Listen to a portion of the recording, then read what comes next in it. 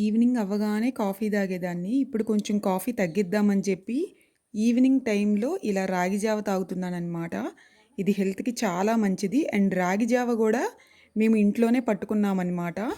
And తర్వాత అయితే walking చేస్తున్నాను. అసలు వాకింగ్ వలన ఎన్ని హెల్త్ బెనిఫిట్స్ ఉన్నాయో తెలుసా? మనం మార్నింగ్ అయినా, ఆఫ్టర్‌నూన్ అయినా, ఈవినింగ్ అయినా, నైట్ అయినా ఎప్పుడైనా సరే తిన్న తర్వాత కాసేపు వాకింగ్ చేస్తే చాలా చాలా మంచిది.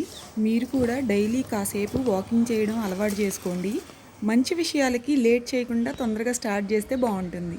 అండ్ గార్డెన్లో రీసెంట్గానే ఈ గులాబీ పెట్టామన్నమాట. ఎండిపోయిన తర్వాత కూడా చూడండి అసలు పువ్వు ఎంత బ్యూటిఫుల్గా ఉందో. మొక్కలకైతే నీళ్లు పడుతున్నాను. ఆ గార్డెన్ మొక్కలకి నీళ్లు పట్టడం అసలు ఇందులో ఎంత హ్యాపీనెస్ ఉంటుందో.